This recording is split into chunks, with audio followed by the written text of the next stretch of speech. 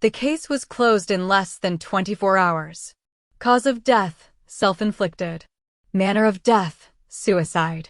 No foul play suspected. That was the official conclusion. The body had been found in the bedroom of a small rental house on the edge of town. Curtains drawn. Door locked from the inside. No sign of forced entry.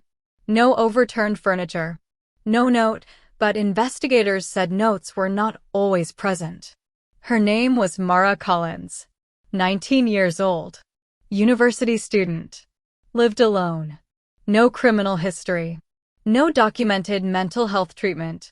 By the time the family arrived, the words had already been spoken. There's nothing suspicious. But suspicion doesn't always announce itself loudly. Sometimes it waits. Mara was found seated on the floor beside her bed, her back against the mattress, her head tilted slightly forward.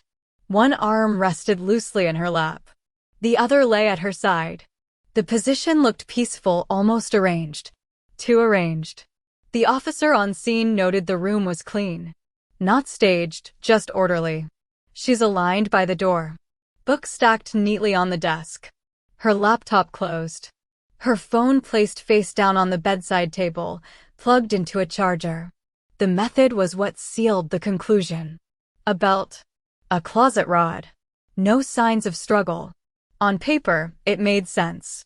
But forensic work does not stop at paper. The medical examiner arrived shortly after midnight. Time of death was estimated between 9 o'clock and 10:30 p.m. Livor mortis was consistent. Rigor had begun to set in. No defensive injuries were immediately visible. Yet the examiner paused longer than expected. There were faint marks on Mara's wrists. Not deep. Not bruised enough to alarm anyone rushing through the scene.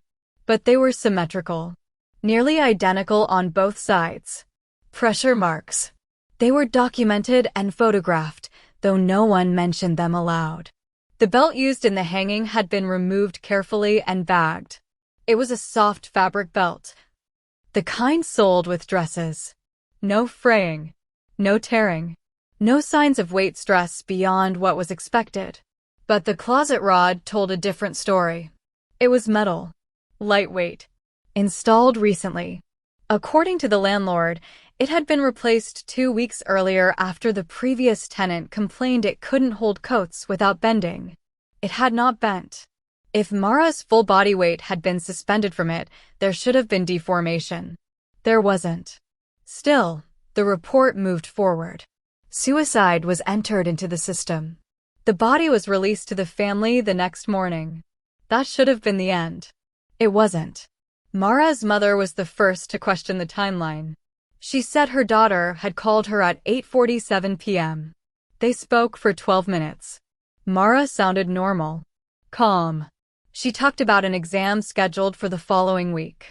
She asked about coming home for the holidays. She did not say goodbye. Phone records confirmed the call. The next question was simple. What changed in the hour that followed? Digital forensics began quietly. Mara's laptop was examined. No searches related to self-harm. No farewell messages drafted or deleted. Her browser history showed coursework, music playlists, and a rental listing she had saved earlier that afternoon. She had been planning something. Her phone revealed more. Messages exchanged between 6 o'clock and 8:30 p.m. with 3 different people. None showed distress. One message, sent at 8:58 p.m., stood out. Can you stop by later? I need to talk. It was sent to someone saved only as J. The message was marked as delivered. There was no reply. Security cameras from nearby buildings were reviewed.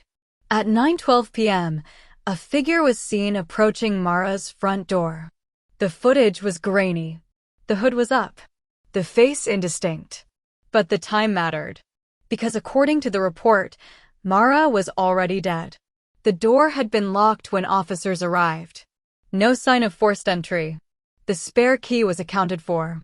Still hanging in its usual place inside a kitchen drawer. Unless someone knew how to lock the door from the outside. Investigators returned to the bedroom for a second look.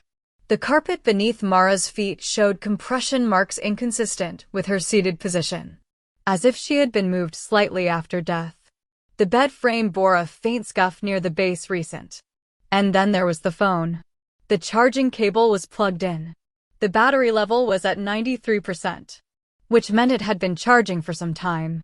But the screen showed no activity after 9:01 p.m. If Mara had sent the final message at 8:58 and been alive afterward, why was there no phone use at all? No scrolling. No music. No response. Just silence. The case file remains stamped, closed. But evidence doesn't respect stamps. It waits. The second review of the case began without ceremony. No press release. No announcement. Just a quiet request from the medical examiner to reopen the file.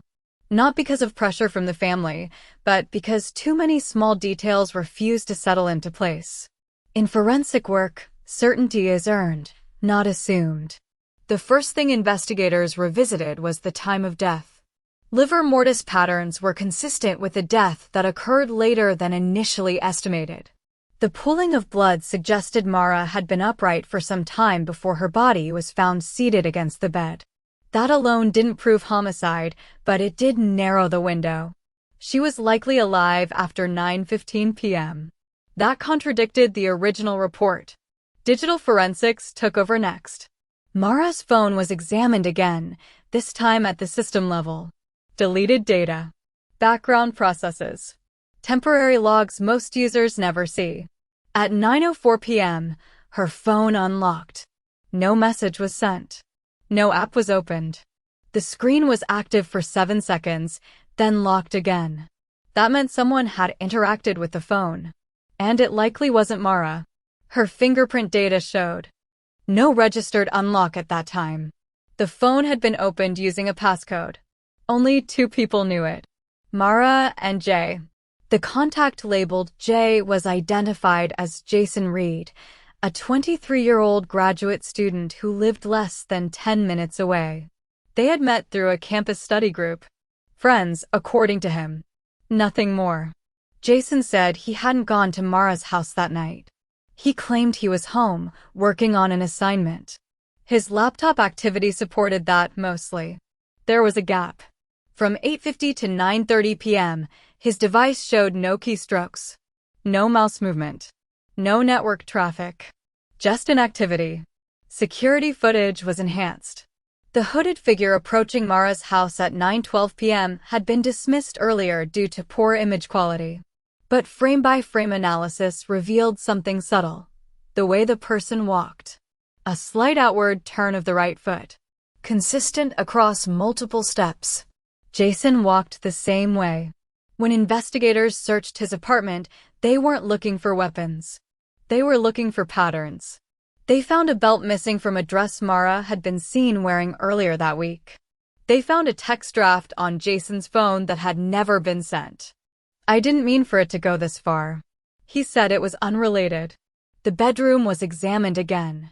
The closet rod, still intact, was tested for load-bearing stress. Under controlled conditions, it bent at a weight lower than Mara's body mass. It should have failed. Unless the belt had never supported her full weight. The pressure marks on Mara's wrists finally made sense. They weren't defensive. They were restraining. Toxicology results came back last. There was a mild sedative in Mara's system. Not enough to kill her. Just enough to make her compliant. Disoriented. Unable to resist.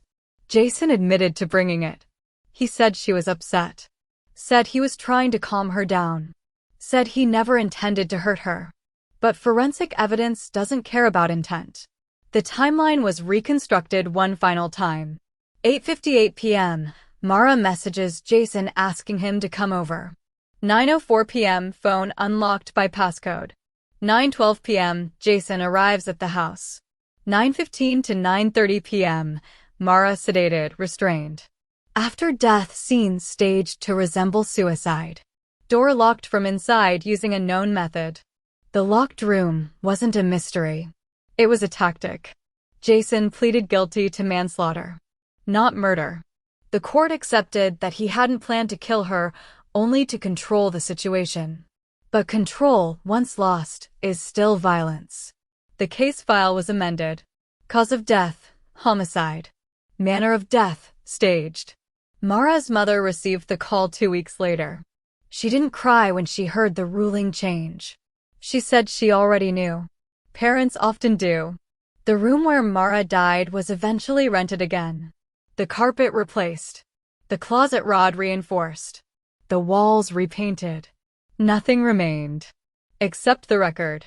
Because suicide leaves no second voice. But this case had one quiet, patient, and exact. The evidence. If you follow stories where the truth hides in the details, subscribe to Silent Evidence. The evidence always speaks, eventually.